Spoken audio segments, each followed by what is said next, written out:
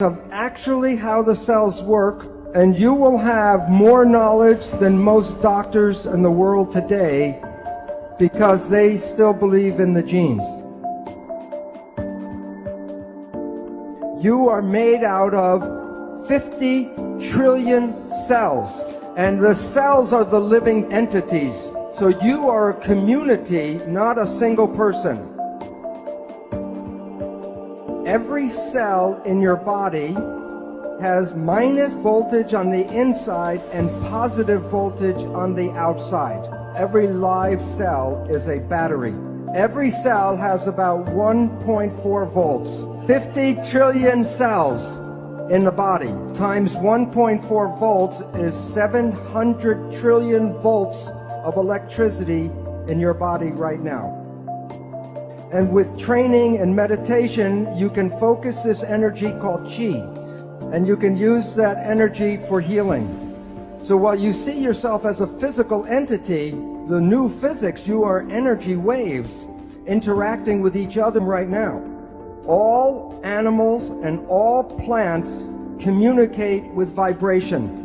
The gazelle doesn't have to go up to the lion and say, "Are you my friend?" Because at the distance, the energy could be felt and the gazelle will not go there because of bad vibes. If we, when we were young, were taught to be sensitive to the vibrations, we would not find ourselves in bad relationships and bad places. But we are usually told not to go by our feelings, but to listen to what people have to say. Language was designed to hide feelings. The point is, all organisms communicate by vibrations and know if they're in a good place or a bad place by reading the vibrations. We humans have that ability but are not trained to use that ability. When we see people, like if I look at the audience or you see us, we see people as physical particles and machines. But that's an illusion, because what we are interacting waves. That's why one person can affect another person just by being in the field. And today, physics studies the vibration, not the physical. In quantum physics, we don't study the particles, we study the waves. And we study how the wave interference. All of the waves together is called the field. So you're made out of atoms, but you also are the field. You are connected to everything because you can't separate waves. Now I'm going to show you how your thoughts go out and affect your life on the outside. This is an older picture of a new technology called magnetoencephalograph, MEG. EEG, you put wires on your skin and read the brain activity.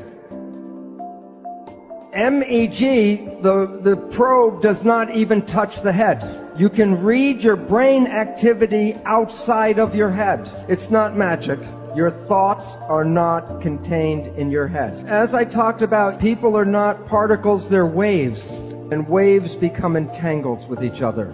The people that you get connected to, you are entangled with. And many people are familiar, if you think about someone or talk about someone you haven't seen for years. And I say, "Oh, I haven't seen my friend John in 10 years. And the phone rings and it's John. Or a letter comes in the mail from John. It's like the placebo, nocebo. When you think very positive thoughts of someone, they make an effort to get in touch with you. But it works both ways. If you have a negative thought about somebody, wherever they are, they will create negative talk about you. So it's very important to recognize your thoughts and your judgments are not just connected to you, they're connected to the people you talk about. So people know that if you hit the right frequency, you can cause a crystal goblet to explode. It's called harmonic resonance or constructive interference. You are like a tuning fork with your brain, and you're broadcasting frequencies of your thoughts. Which goblet is going to respond to your thoughts? The one that is harmonically resonant with your thoughts. If you live in fear, you're not going to activate the Dalai Lama, but you may get Scarface to show up. So when you are having thoughts, you are exciting and activating those things in the world that are connected to your thoughts. When a mugger is trying to pick out which person he's going to attack, of the different people walking down the street, which one do you think gets attacked? The one who is most afraid. Because the one who is most afraid will resonate, and that means that the mugger doesn't have to do anything, go boo, and everyone will give him everything. But while it works for individuals, it is very powerful when a whole group of people have the same thoughts. You can't make a war unless enough people are ready to make a war. I'm going to show a picture of mass action here, and it relates to in New York City 1 year after 9/11. So this is September 11th, 2002, the 1-year anniversary of 9/11. What was everybody in New York thinking about that day? The winning number, 911, because we collectively create the reality. So when you look at yourself, you're not a single entity, but you are a community of 50 trillion cells. But it's important to understand the word community. Every cell is intelligent, but when they're in a community, they give up their personal intelligence and respond to the central voice. So that the community represents a thing, one thing called an organism. And in that community, that a cell must follow what the central voice is. And if the central voice says to die, the cells will die. So the central voice is the mind. And I will be talking about the nature of the two parts of the mind and why we have trouble sometimes controlling our life.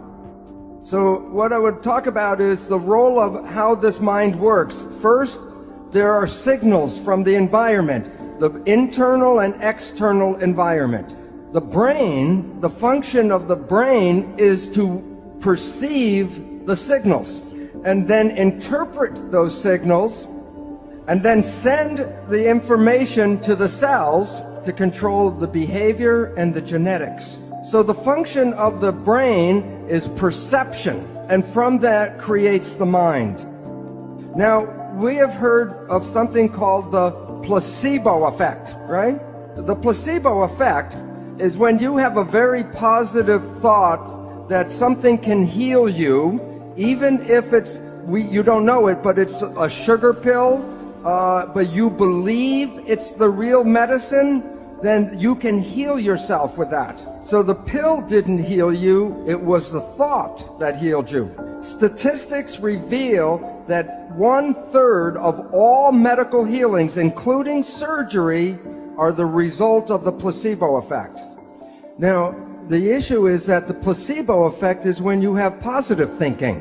What about negative thinking? And this is what medicine does not tell you, is that there is negative thinking, and it's called the nocebo effect. And in the same power that positive thinking can heal you, negative thinking can kill you.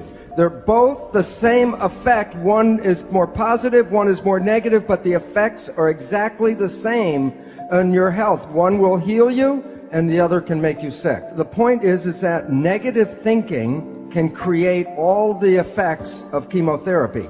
Now think about this. If a doctor tells you you have a disease, or the doctor tells you you're going to die, and you believe the doctor because he's the professional, the belief will give you a disease and can cause you to die. In the United States, in the South, there's a religious group called the Baptist Fundamentalists. And this one group works themselves up into a state of ecstasy, religious ecstasy. And they believe God protects them. And so they will work with snakes, poisonous snakes like rattlesnakes, and they will even get bitten by the snake and nothing happens to them. Now look at this though. Some of them will drink strychnine in toxic doses, and when they're in that state of belief, it does not affect them. So if you can drink toxic poison, then why do we worry so much about the toxins or the food and the air and all that? Because we have a belief that the toxins can kill us. But even though I know this, I will not drink strychnine. And why? Because my belief is not as strong as their belief. So if we were growing up and programmed with stronger beliefs, we would be more powerful than we are now.